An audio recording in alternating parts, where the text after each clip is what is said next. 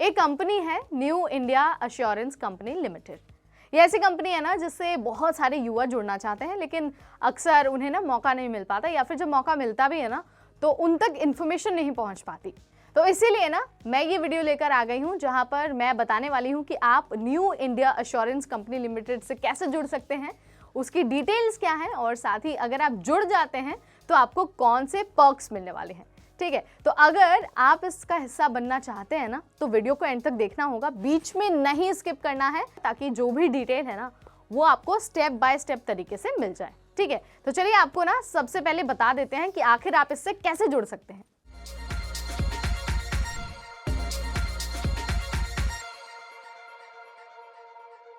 हाय, मेरा नाम है नेहा और आप सब देख रहे हैं एनबीटी टेक।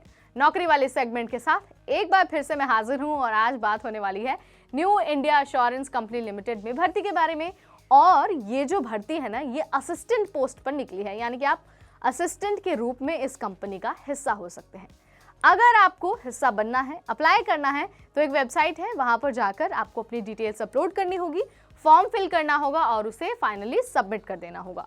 वेबसाइट है newindia.co.in। यहीं पर आपको एप्लीकेशन फॉर्म अपना सबमिट करना है।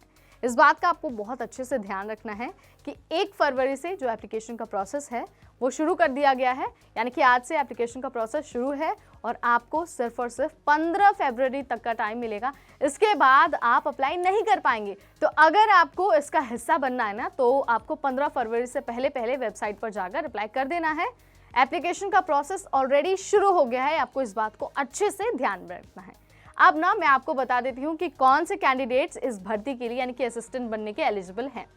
तो किसी भी उम्मीदवार ने जिन्होंने ग्रेजुएशन किया हुआ है, नो मैटर आपने कौन से स्ट्रीम से ग्रेजुएशन किया है, किस सब्जेक्ट में ग्रेजुएशन किया है, आप सभी इस भर्ती के एलिजिबल हैं। बस आपको ये मेक श्योर करना है कि आपने 10th 12th और ग्रेजुएशन में इंग्लिश की पढ़ाई की हो, यानी कि आपका एक सब्जेक्ट इंग्लिश होना बहुत ज़रूरी है।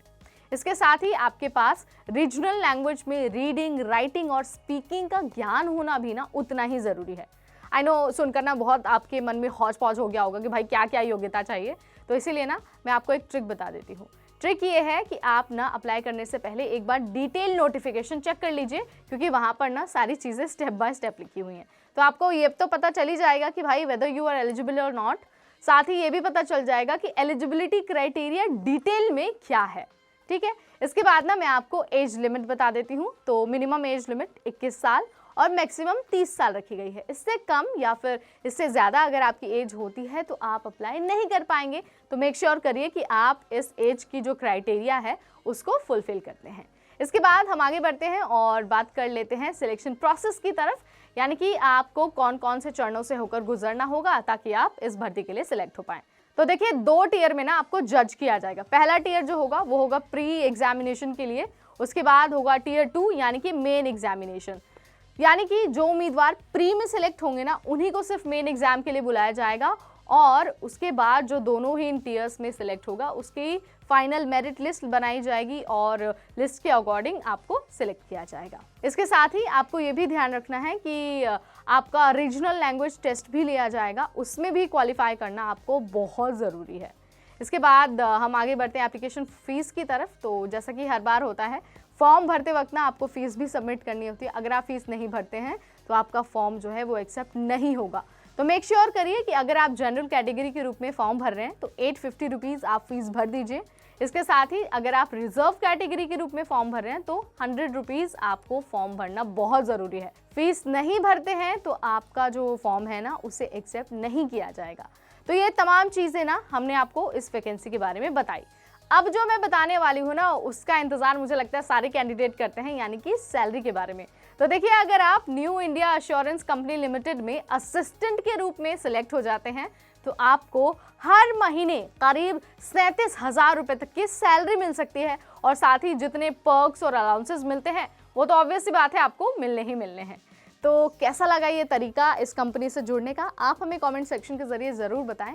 अगर आप लंबे टाइम से इसकी प्रिपरेशन कर रहे थे या फिर आपको था कि नहीं भाई हमें इससे जुड़ना है, तो आपके लिए बहुत गोल्डन अपॉर्चुनिटी है। आपको इस बार ये मौका नहीं खोना है। 15 फरवरी से पहले आपको फॉर्म भर देना है। इसके बाद भी अगर आपका कोई सवाल है या फिर आप कुछ और हमसे जानना चाहते हैं तो let me know in the comment section.